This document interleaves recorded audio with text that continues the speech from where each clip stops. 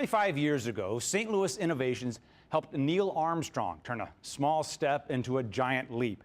Those were the days of names like McDonnell Douglas. Today we hear names like T-Rex and Cortex.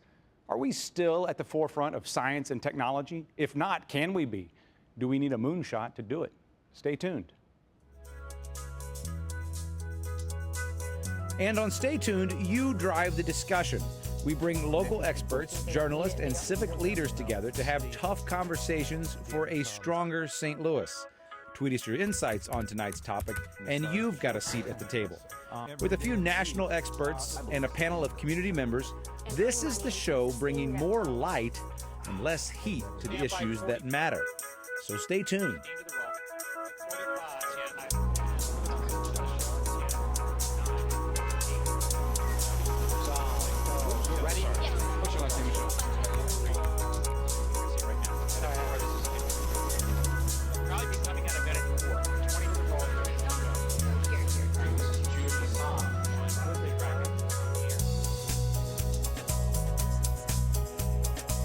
Hold that thought.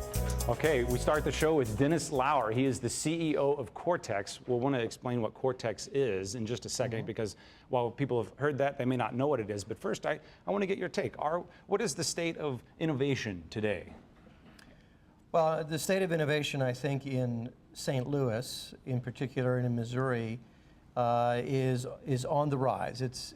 We're at a place now where in the last 5 years, last 10 years, there's been an opening up, almost like a lotus flower. And with innovation, with all the companies, with all the ecosystem partners that we have, we are really poised not to be a flyover state anymore for technology, but to have people come, visit, stay, grow their companies here, and to be the next generation, the new generation of innovative companies in this region. Your perspective, you've been here in St. Louis how long? For 5 years. So you're giving us an honest look. Yeah, giving an honest look. You know, as I came here 5 years ago, I began to understand that where we are today was based on what happened in the late 1990s and the early part of the last decade, where a lot of folks looked at the lack of translation of innovation into entrepreneurship, into the next generation of headquarters companies, and wanted to do something about it. Rather than licensing out the technology coming from our great universities and our great regional corporations, there was a desire to want to capture that economic benefit and grow it here. That doesn't happen overnight. And so for a decade or more, civic leaders, institutional leaders, corporate leaders began to really focus on building the environment in which we could plant and grow companies that would take root here and stay here. And that's what we're harvesting now. In the last 5 years, there's been an explosion of entrepreneurship, taking that technology and pushing it toward the market and beginning to grow it here. We're not going to capture all of it. A lot of it will leave, but some of it's going to stick. And the more that sticks, the more generations of new companies come out of that until we grow the region. Which is what Cortex is in the business of. Tell us what Cortex, you're the CEO of Cortex. Does Cortex have a product? Cortex is really a platform. Cortex is a place. It's a place with assets around it. And what Cortex is attempting to do is to leverage the institutional and academic assets that we have, the cultural assets that we have, in the museums, in Forest Park, in the recreational assets, Grand Center, the great neighborhoods, trying to create a live, work, learn, play environment to capture and hold the younger workforce that's coming into the science and technology jobs that we have. So what Cortex is doing is creating a special place where people can interact, where people can accelerate company formation.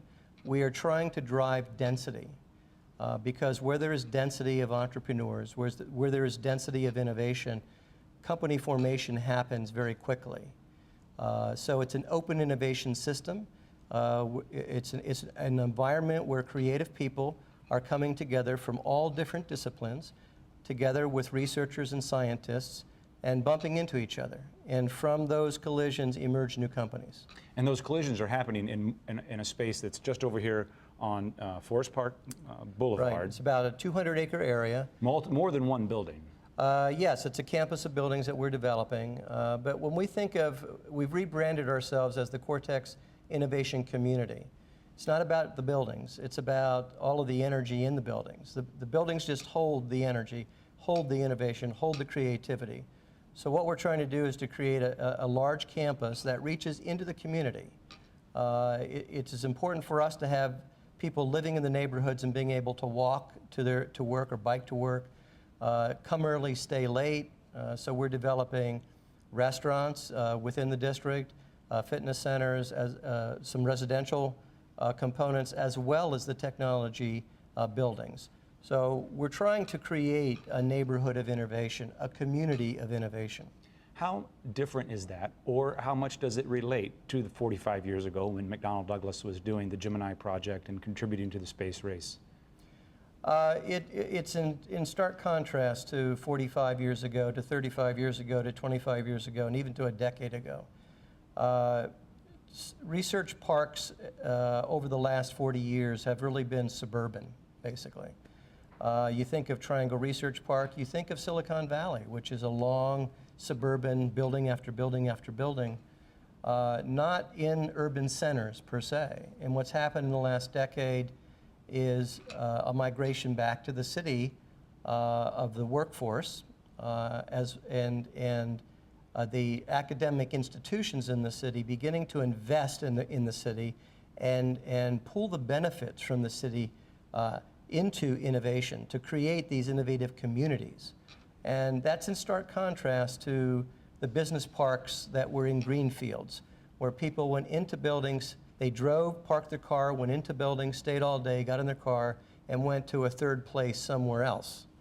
What we're trying to do with Cortex and what is happening in the urban innovation community movement across the country and actually globally is that people are coming, they're living close by, they're coming to work, they're leaving work and walking to the third place where they're socializing, where they're bumping into people, where they're bumping into coworkers and people from other companies. And it's in that close proximity where innovation is now happening at an accelerated pace. So in a way, we're trying to orchestrate it, but in a way, it needs to be totally serendipitous. Does that mean different people, different institutions are responsible for innovations today versus the McDonnell Douglas or the Bell Labs? There have been books written about all the innovations that came out of that business. Now you're talking about individuals who want to live in a city and need to bump up against each other. Do big companies still have a huge role to play in this? They certainly do, but we are seeing a change from the total vertical integration, where a company is entirely isolated and develops the product from inception and takes it all the way through to the marketplace. We're seeing much more horizontal reaching out by large corporations and licensing in and buying companies after they have been quick to either succeed or fail. And if they're succeeding, then they're bought and brought into the company. We're also seeing a phenomenon of large companies beginning to reach out and establish outposts to get outside the corporate culture so that innovation can happen faster. Because when you're in a large company, you're going from big to bigger. When you're in an innovation company, you're going from small, hopefully, to big. And the culture is different. The environment is different. One is sustaining, the other is innovating. And trying to do innovation and entrepreneurship within a large corporation is challenging.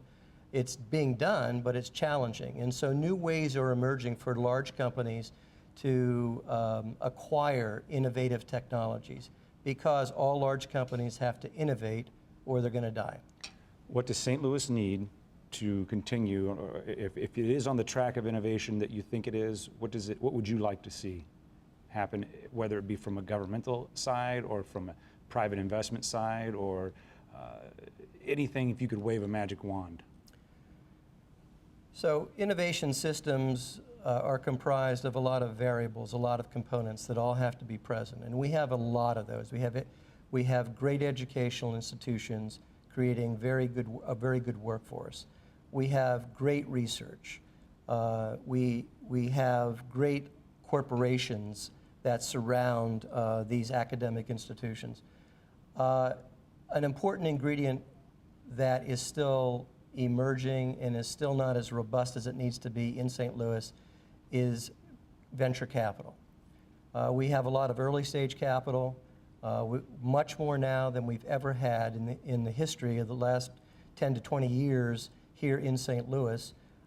We have some modest Series A and Series B round follow-on funding, but what St. Louis really needs now is a large bolus of that follow-on funding that'll take a technology from prototyping all the way through to the marketplace. We do still lose companies once we grow them to a certain point and they need a $5 or $10 or $20 million bolus of funding. That's difficult for us to put together here. And we either have to embed that capital and have it present, or we have to be able to connect better to the coasts and to other marketplaces that have larger capital sources and larger venture funds. We need to do both of those things. Dennis Lauer, Cortex CEO, thank you for your time. I should mention, in the interest of full transparency, also on the board here at Channel 9, which I just found out before the show. We would have had you on either way. Please stick around if you can. We'd like to have you back at the end of the show. For now, we'd like to hear from you at #StayTunedSTL.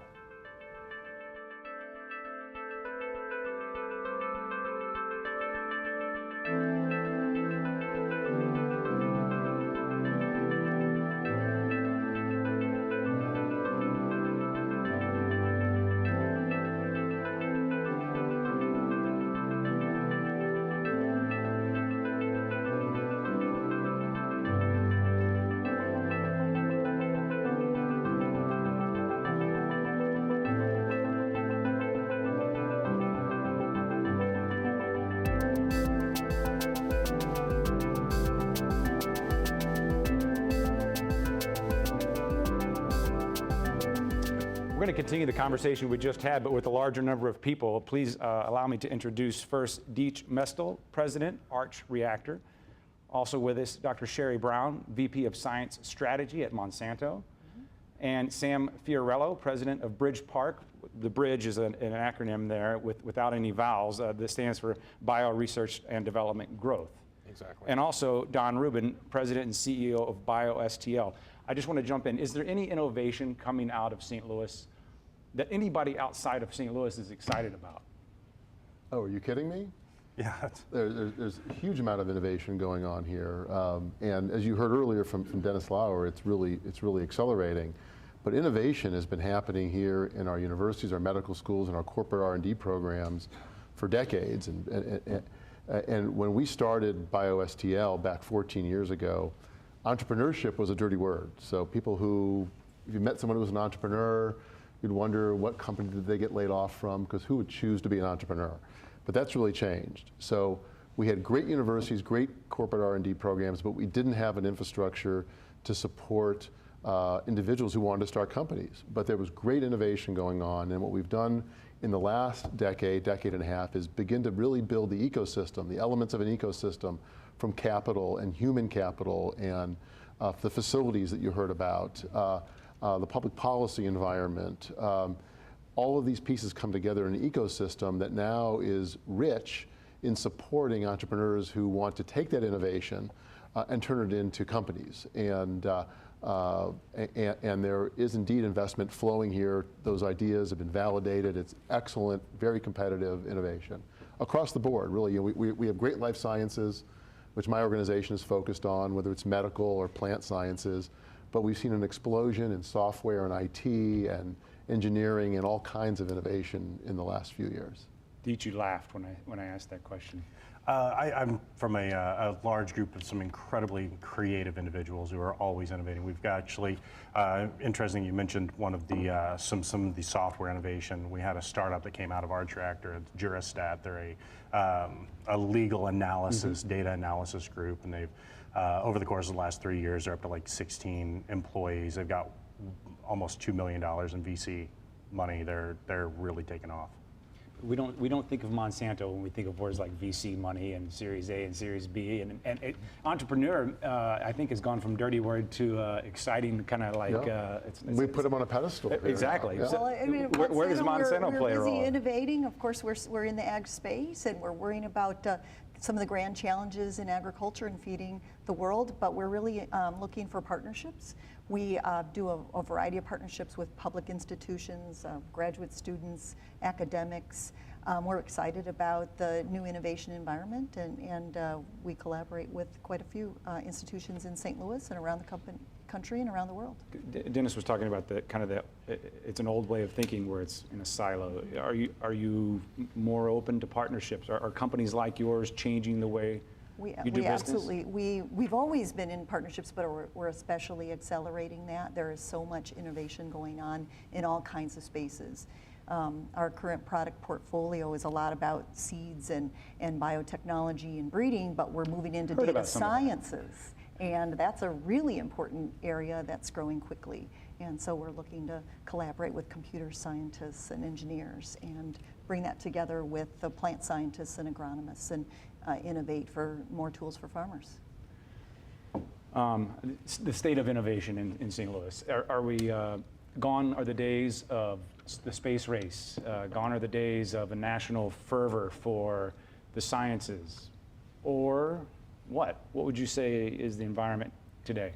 Well, I've been in St. Louis for about 20 years, and in 20 years I see a stark change from back what Don was saying is relatively little innovation to today, really a thriving innovation ecosystem. In the plant and ag tech space where I live and work, we are already seen globally as the leading center in the world, not only for our homegrown technology, but we've created an ecosystem here with talent and capital and technology and infrastructure where we're attracting some of the best firms from around the world. We have firms now in a research park from Germany, from Israel, from India, and talking to others. So it's a mix of homegrown and we're bringing other folks in. So, and they're not doing it because they care about economic development for our region. They're doing it because it's smart money and it's the best place to build and grow their businesses. Even a company like Monsanto ultimately is concerned about its stakeholders. I mean, you're not doing things for the betterment of St. Louis. That seems a little cold, but ultimately your responsibility is... No, but St. Louis is our world headquarters. We have 4,000 employees here who live and work and innovate right here in St. Louis. We have locations in Creve Coeur and Chesterfield, and we just created a site in Creve Coeur where we're bringing our Climate Corporation research there. So we're bringing not only the research that has been bringing these products along, but also the new areas and investing in St. Louis. And was there something about St. Louis that made you want to do it here? Well, we're excited. Of course, we've got a strong base as a world headquarters, but we're also excited about the other institutions that are here to collaborate. You know, the growing ecosystem of entrepreneurship. We tap into WashU, the Danforth, all the other organizations, and we think it's a great place to have employees that are innovating.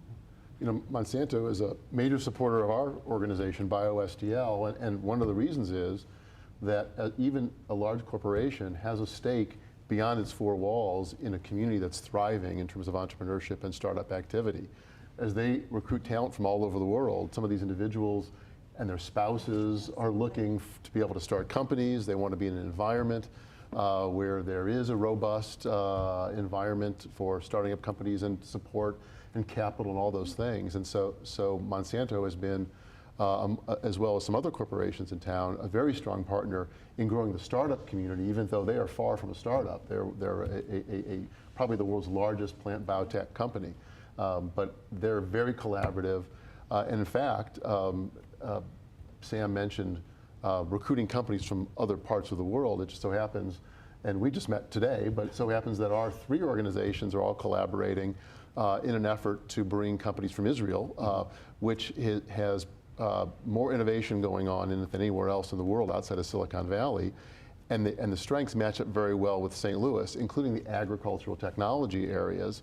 And in just 6 months of this program, 3 major Israeli ag tech companies have located in St. Louis, and Sam and colleagues from Monsanto and others are all going to Israel in a month to spread the word, because we need to spread the word. We really have an awareness gap about St. Louis. I think we've all seen that. Internally or externally? Externally. Well, both, really, but we're talking externally at the moment. I was just having dinner with the CEO of an international company this week, and they're moving their company to St. Louis.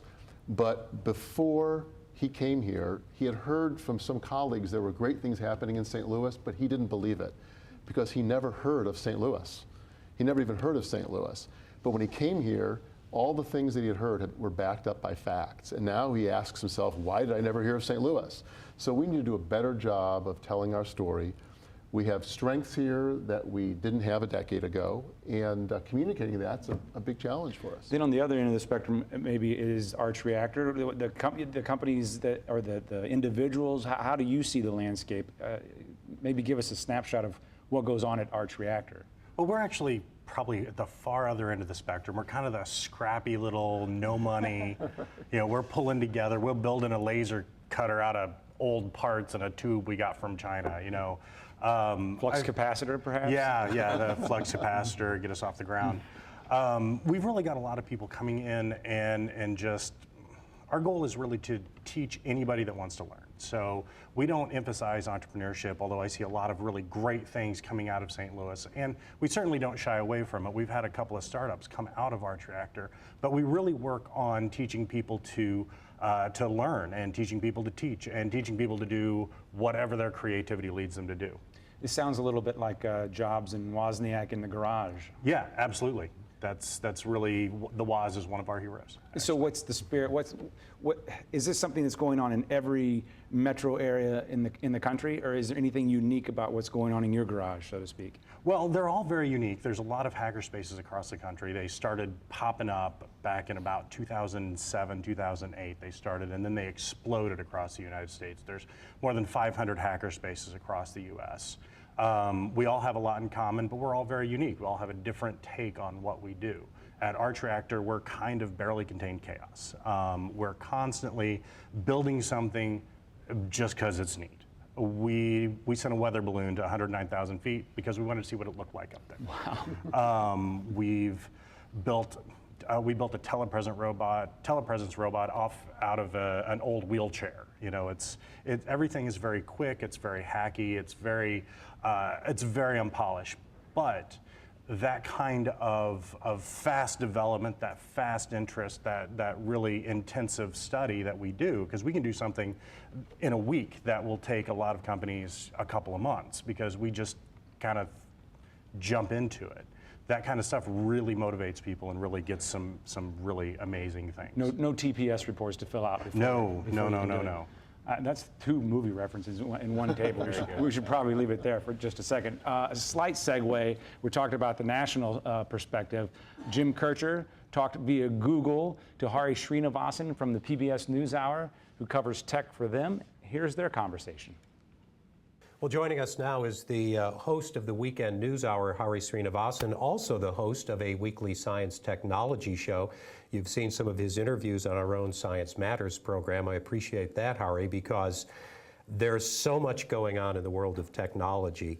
I get the sense that the pace of change in terms of technology is just so fast. Is that just my impression as someone who's unable to keep up with it, or do you get the sense that the pace of change is really going fast? I think our perception of the pace of change is fast. There's very smart folks like Bill Gates and others who say that we have a tendency to overestimate the impact of change in the short term and underestimate the impact of it in the long run, right? So when we start making predictions of what life will be like 5 years from now, 10 years from now, inevitably we say, oh, well, we're going to have cars that fly. We'll be colonizing Mars. That's not necessarily the case. But if 25 years ago you told somebody you could have a phone in your hand, but you'd have to charge it once a night, people say, no, I'm perfectly good with a landline. Now, that entire cultural ethos about what communication is, what connectivity is, has totally changed just in a matter of our lifetime. As you cover these sorts of things, and both on your show and here in St. Louis, there are just people working constantly trying to figure out new apps, new applications. We used to think of Thomas Edison as inventing machines, but it does seem that there's kind of a new era of invention going on. Yeah, just yesterday I was at a company in Portland, Oregon, and I saw a model of something. It was a turbine that sits inside of a water pipeline, and I said, "Wow, this is really a nice model." And I said, "My instinct now is to ask, did you 3D print that?" And he said, "Yeah, of course." I think on the hardware level, I think 3D printing will make a big impact in how people are able to design and see things in the future. And then also on the software level, the barrier to entry has just come tumbling down. You remember, it wasn't too long ago in the late 90s that we had, the dot-com boom happened, and those companies had to have millions of dollars to invest in server farms and website development. Now, with a credit card, you could sit there in your office and start a pretty good-sized web company. You can have somebody else design it for you relatively inexpensively. You can push your, all your server traffic off to the Amazon cloud. I mean, the barrier to entry is so low that a couple of people sitting somewhere, not necessarily in St. Louis, perhaps interconnected around the world, can build something that we haven't dreamt of. And I think that's kind of exciting. A lot of people have worried about America losing its place as a place of manufacturing, a place of innovation. Clearly, there are things going on all over the world, whether it's Japan or Korea or India and other places. I think we haven't lost our edge yet. I think we have certain advantages of proximity of talent and capital, say in Silicon Valley or in Boston.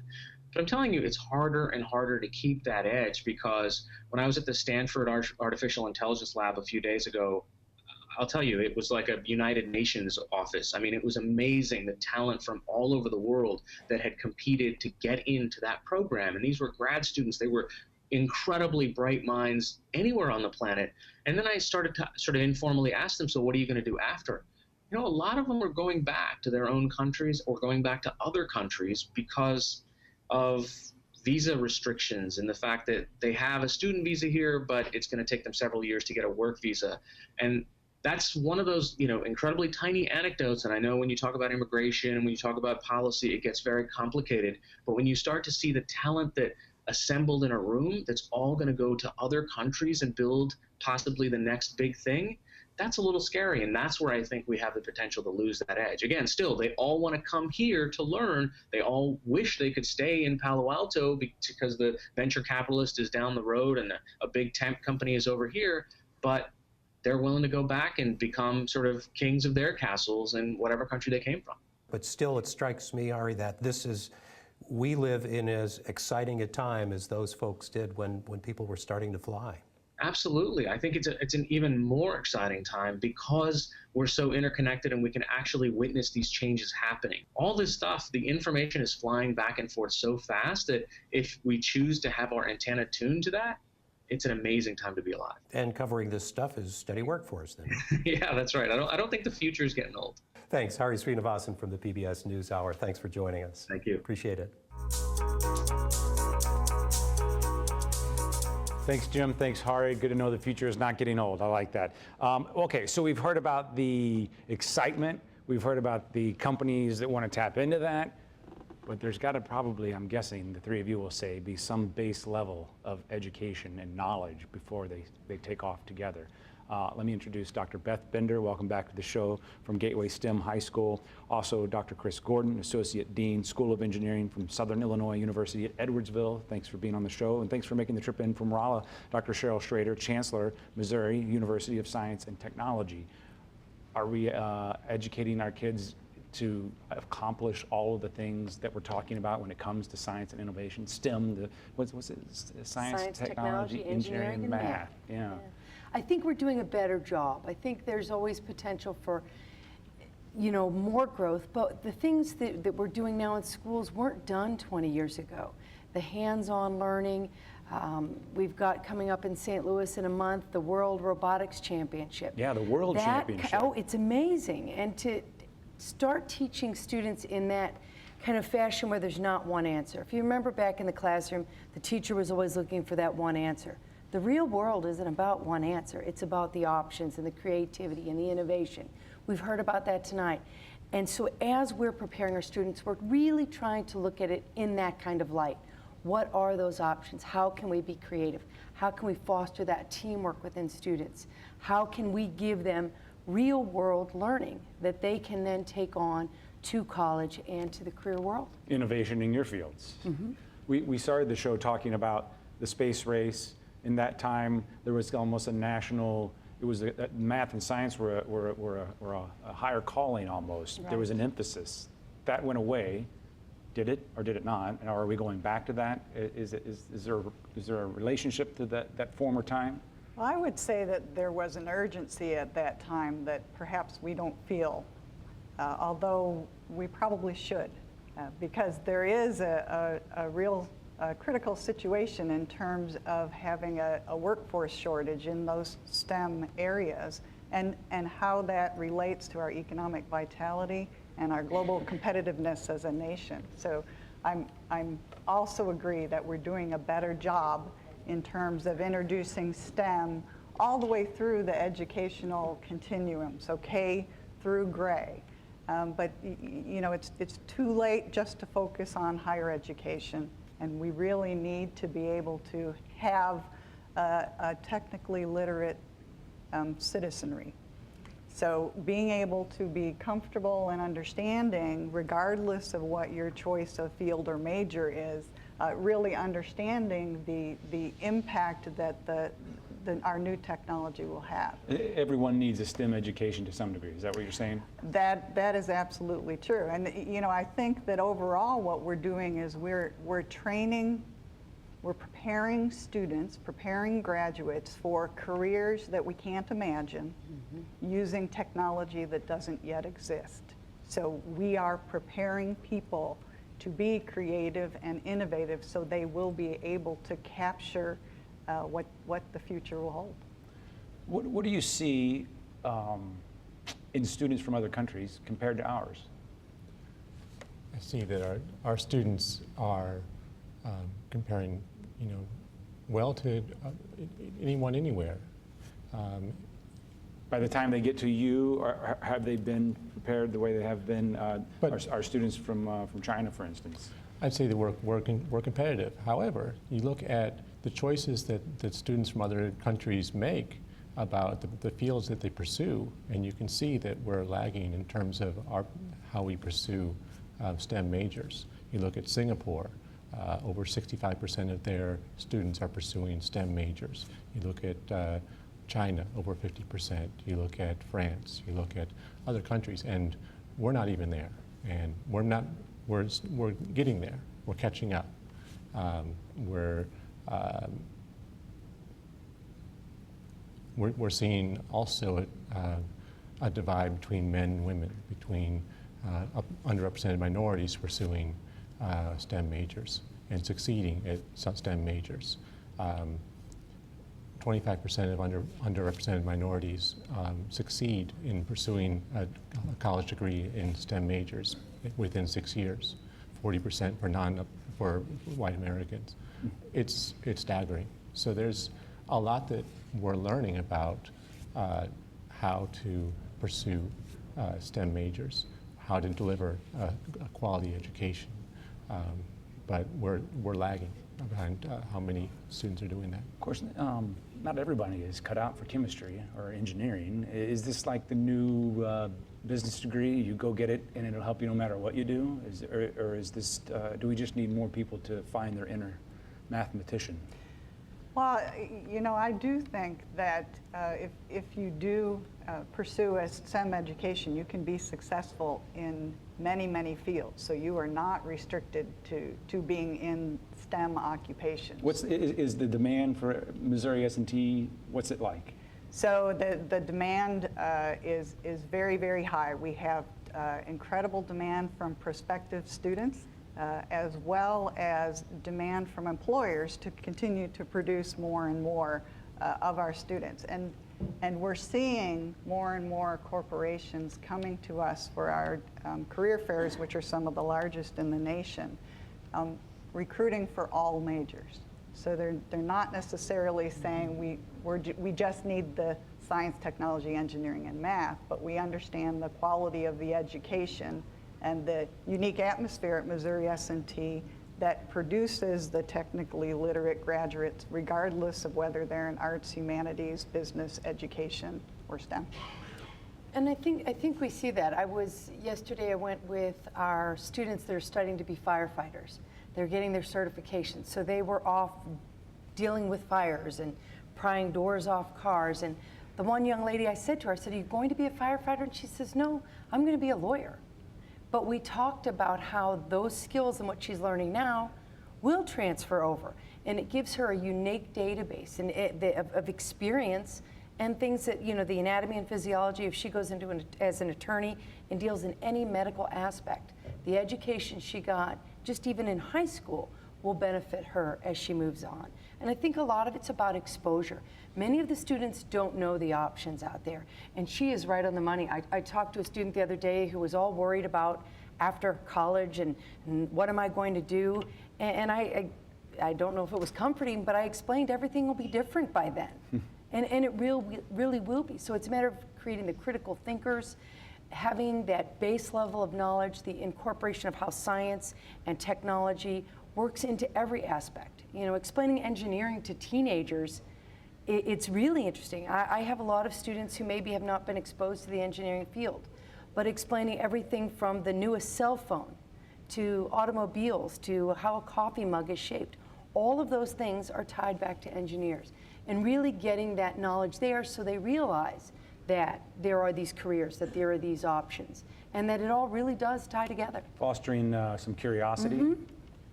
Curiosity, creativity, confidence.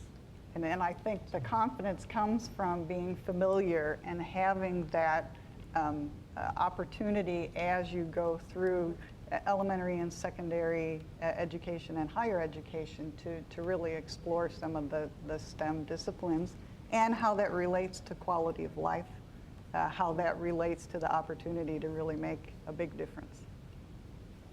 You started to say. I was starting to say, and the ability to form a community, a creative community. So the dorm is the new hackerspace. It used to be that you brought your microwave or your toaster. People are bringing 3D printers into the dorm. Our students we have a residential community in our adjacent to our building, and that freshman dorm produces the most amazing projects. Last year we had a small group that formed an idea to create a weather balloon, and that turned into a bigger and bigger group until it was the whole dorm, or the whole wing of the dorm, creating this weather balloon. And it's when you have that density, the creativity, and that community, and you build around that, then you get the exposure to, to other disciplines, and to you create amazing things. Well, I think there's a parallel between what we heard earlier with bringing people together and creating that opportunity to bring together just different perspectives in a way that helps you come up with tremendous solutions. SIUE sounds a lot like Cortex. I'm sure Rolla, the dorms operate very similarly in classrooms too. That's teaching them, exposing them to that kind of creativity. Well, and you know, one of the other parallels that I noticed is talking about how it can often be difficult in a larger organization to really foster innovation, foster that environment that promotes creativity. And I think that's probably true with universities as well. That is, Missouri S&T is a bit more flexible and nimble and has that opportunity to have that real focused intention and brings together people in a way that comes up with solutions that people could only have dreamt of in the past. Maybe there's a parallel to our city as well and what you're saying there. Okay, we'll leave it there. We'll have you all back in just a moment, but first we're going to go back to the hashtag StayTunedSTL.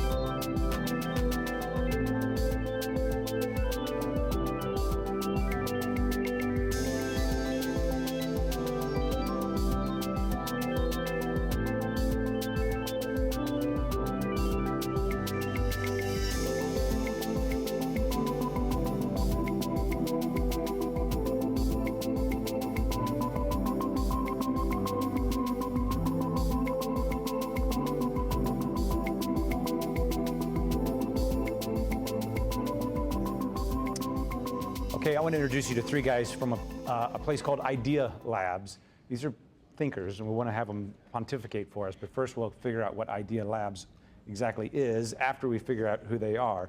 Michael Glaymore, urology resident, Washington University School of Medicine. Also Ian Skillebakes, Idea Labs, and Blake Margraf, also with Idea Labs. Okay, so Idea Labs is?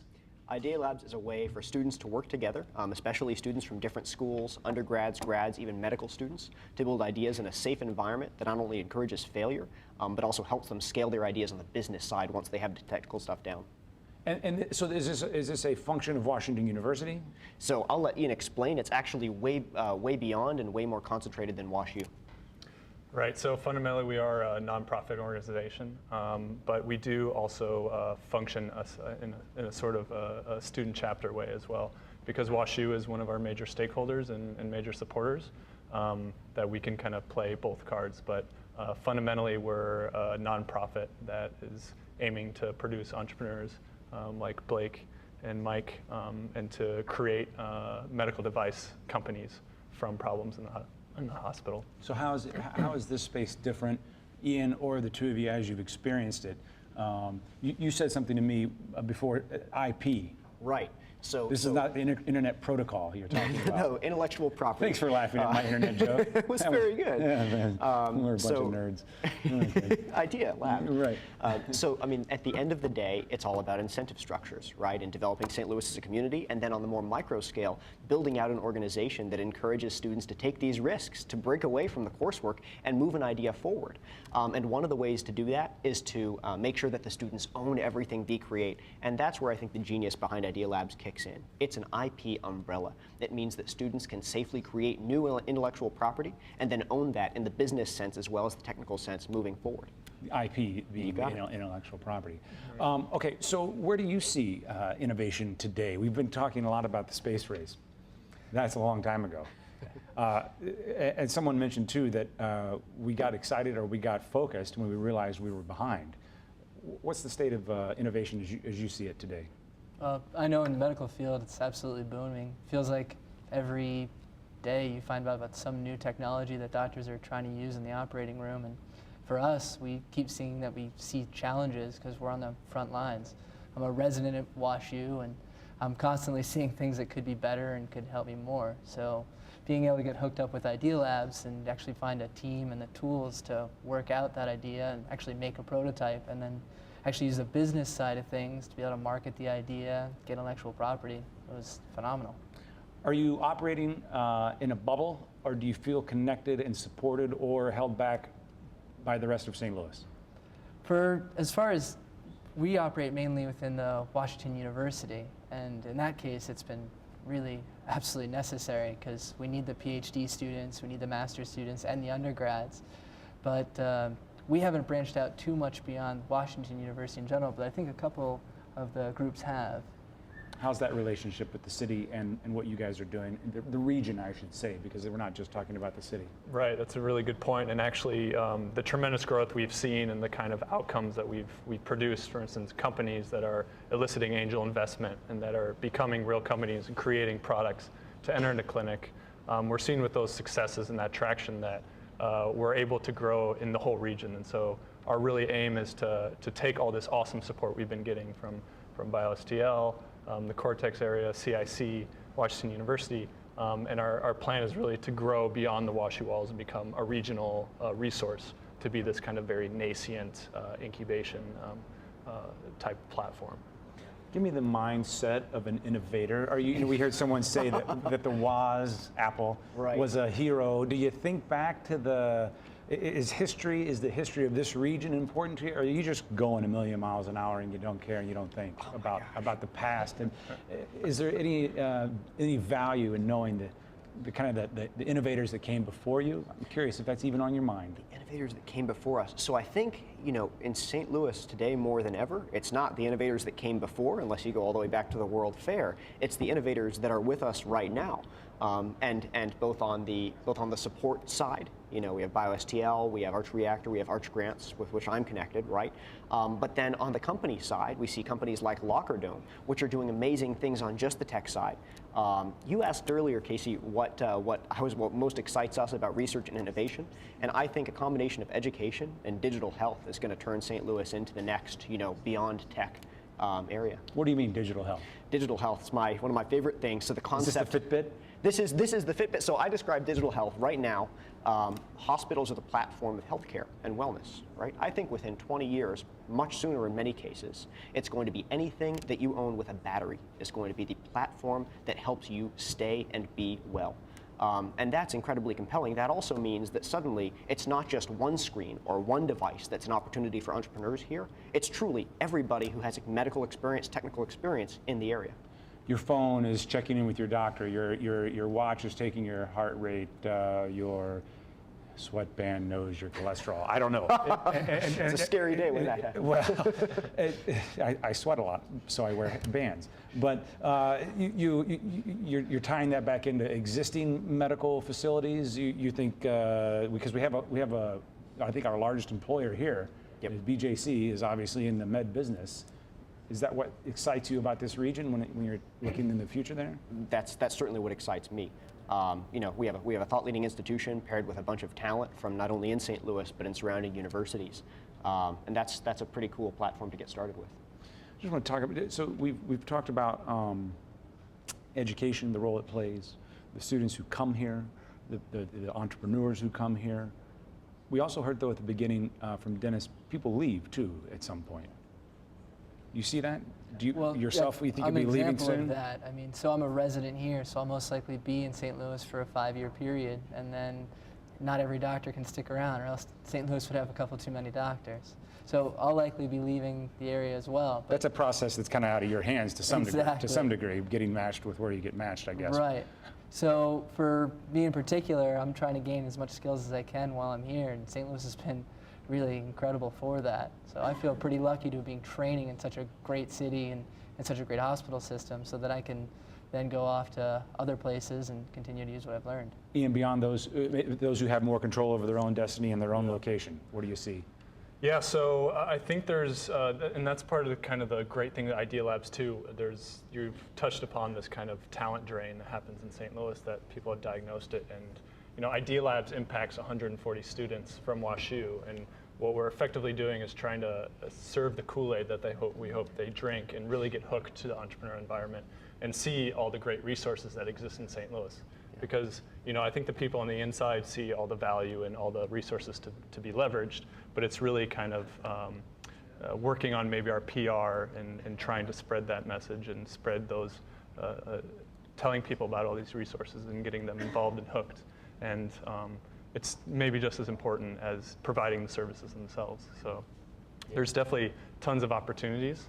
And I think we're seeing now that as St. Louis becomes we're the top 5 biotech innovators of the nation, but as we become the top 3 and hopefully the best, hopefully the PR will get us there along the way. Hold that thought 1 second. We want to go back to social media, and then we want to bring everyone else back to the table, start our post-show on the show. Hashtag stay tuned STL. Find us there.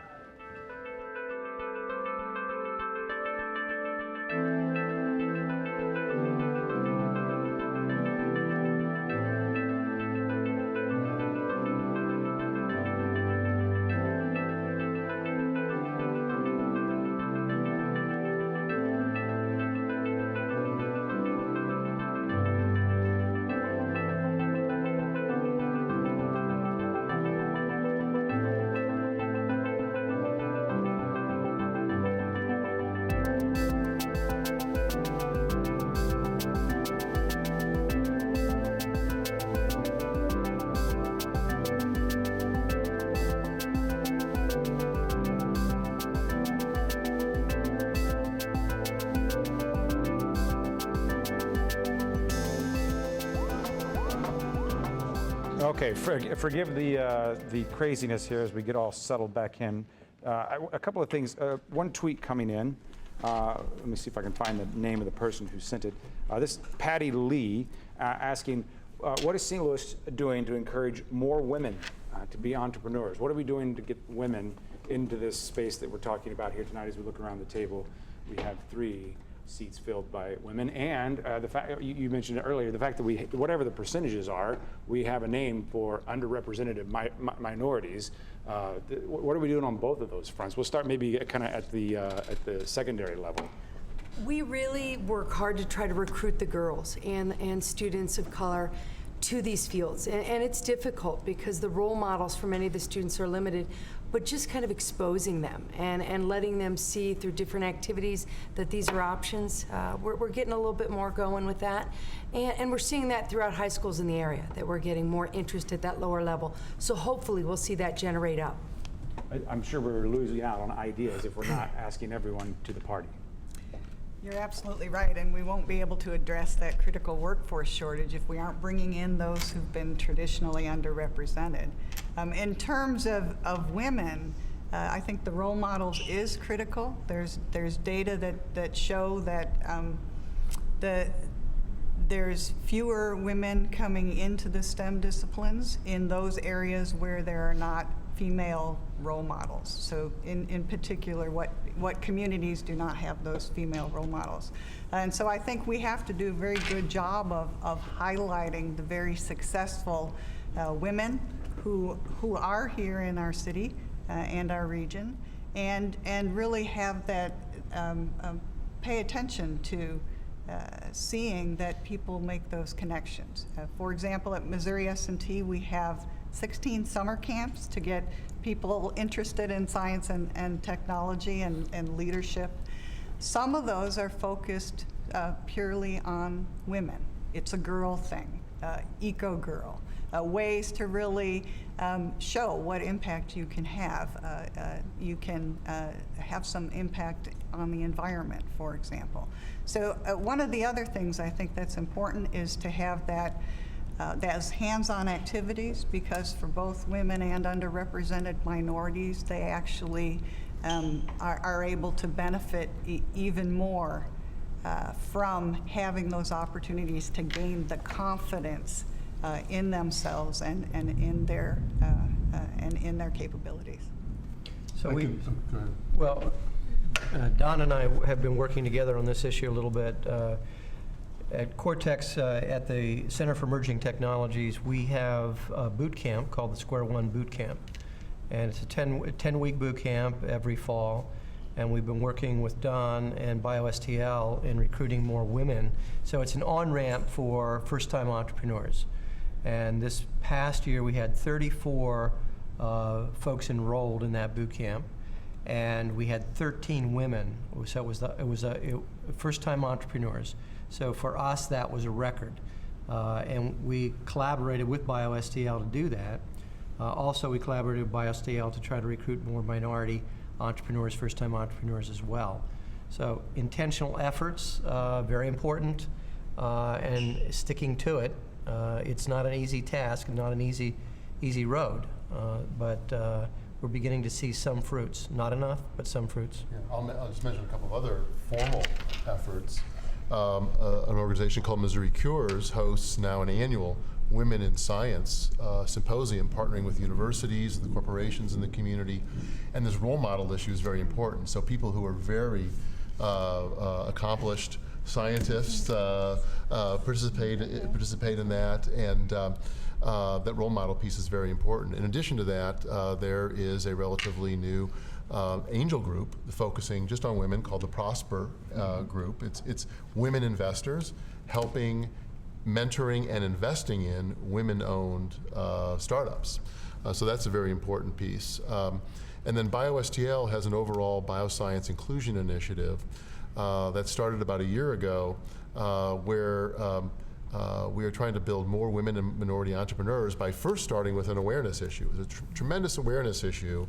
And sometimes that alone is a barrier that individuals don't, there's a mystique about technology companies, and quite often an individual doesn't have to be a PhD in science to be able to lead and be part of a startup, of a technology startup. So the awareness piece, then the training piece like that Dennis talked about, and then connecting these individuals to the resources, to the networks, the people who have capital, the people who can mentor them, the people who have the facilities. not everyone knows about all the things that are happening in this community, and being able to make that accessible and remove barriers is important. But it's really important to get to the girls while they're young. The choices about what careers you will be in, and importantly, which ones you think you are not in, are made very, very early. And we have a number of things where we take our scientists into the schools and do hands-on appropriate science. And a lot of our scientists are women, so they get those important role models, but they also get them at an age when they're really thinking about these careers as early as 3rd grade. We partner with girls groups like the Girl Scouts. There's a lot of girls activities at the Science Center, and really make sure that those girls see how fun science and engineering can be at an early stage before they decide it's not for them. Sherry, I'll stick with you, but change the topic. Brian Felt, St. Louis Business Journal, who's been on the show talking about this very topic, but he's tweeting that more and more companies, we're talking a lot about startups, but more and more larger companies are opening innovation units. He's mentioning Boeing, AB, Wells Fargo, some are at Cortex, I believe Boeing. Just a couple of seconds, and then we'll continue this conversation online. And that is important to larger Of course, it's important for us to innovate very early ideas. We don't have an innovative unit, but we have a number of things in a variety of our departments. We also have a fellows program where we encourage our top scientists to do very early research and start new ideas. I'll cut you off, but I'll pick right back up online. Find us there. Until next time on the air, thanks for watching and stay tuned.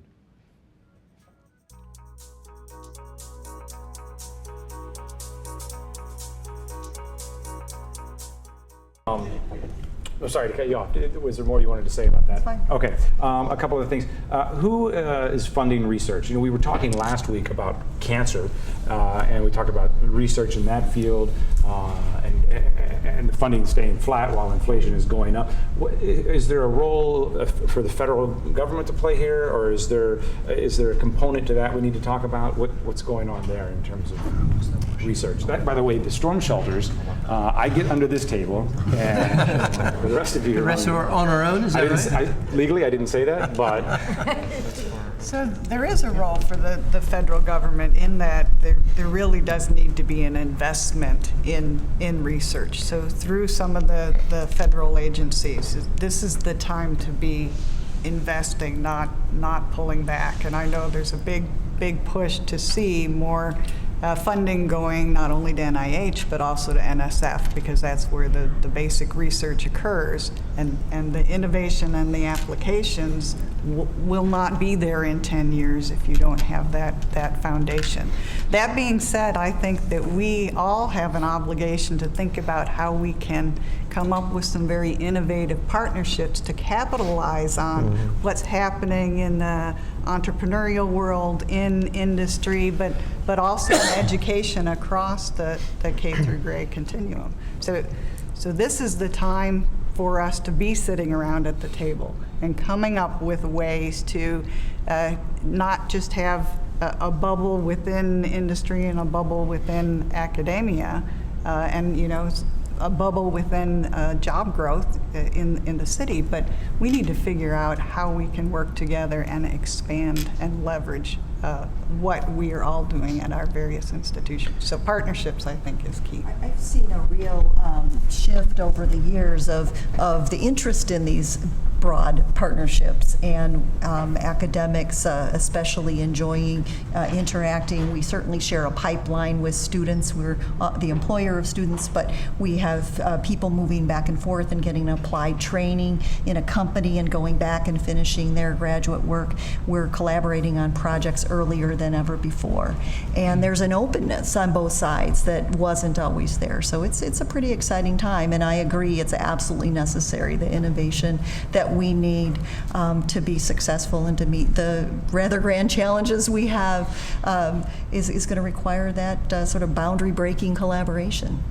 Were you born too late, and you wish you were as a part of the 1960s space race? I don't know why we keep going back at that. Or are you just more excited to be here now? I'm pretty happy where I am. Good, because our time machine is broken. Yeah, and I mean, I grew up in Cape Canaveral, Florida, right next to where they had the shuttles off, and it was an amazing thing to see and watch. But at the same time, I do think our generation has seen an absolutely incredible change in our times. I remember our first personal computer when I was in like 3rd grade, and the change that we've seen through that. So I think that innovation is probably better supported now than ever before, and it's pretty exciting to be here in this time. On the academics note, like we're saying, I do think that the lack of funding that we're seeing from some of the traditional resources is causing academicians to be a lot more wary, or not more wary, but more conscious of what their end product would be, which is actually probably for the better for a lot of reasons, because what they do now needs to usually have some sort of utility if they're going to be able to partner with private groups. I also think that if you compare 50 years ago to what happened in the 60s with the space race to today, there are some interesting similarities but differences.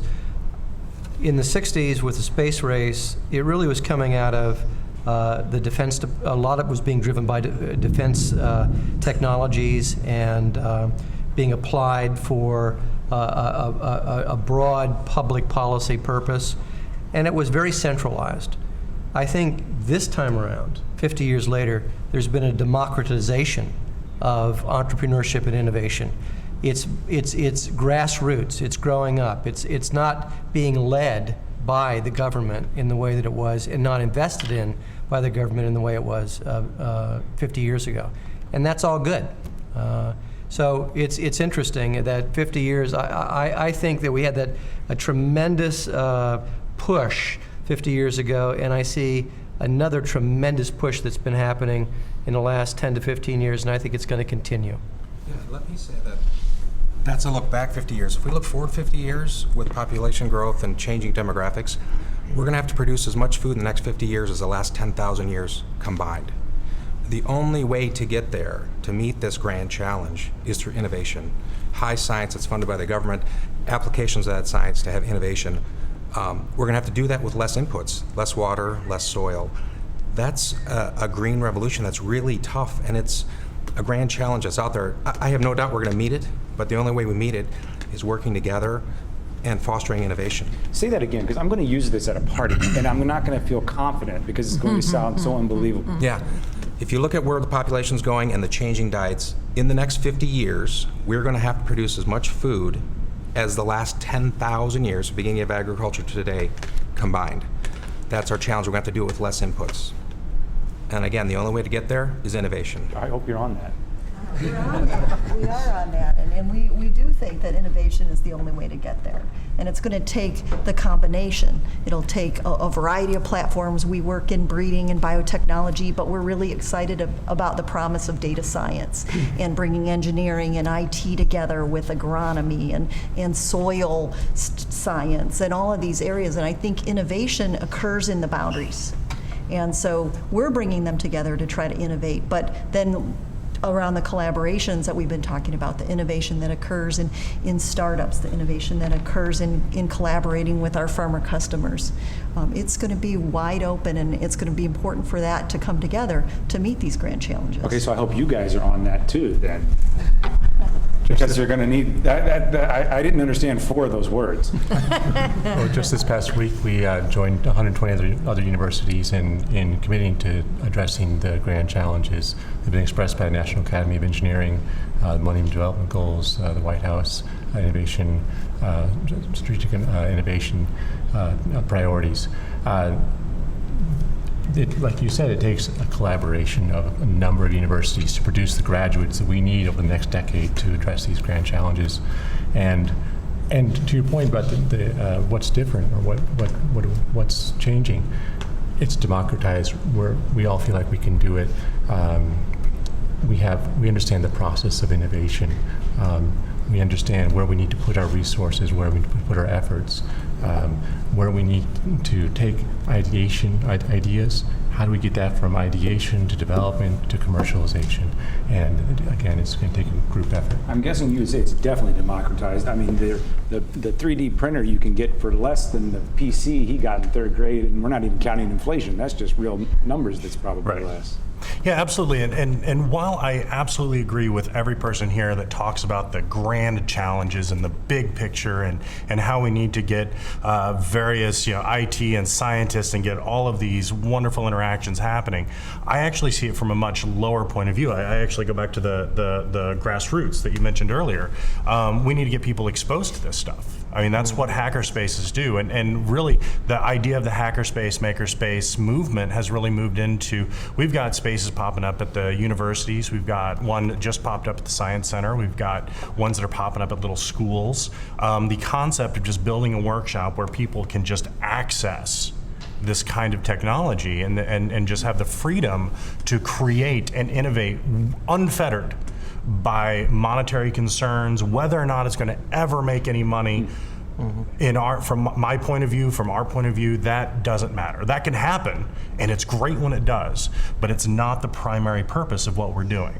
We're trying to get technology, knowledge, and creativity, ability into the hands of people so that people can understand that their world is a thing that they can change and they can mold.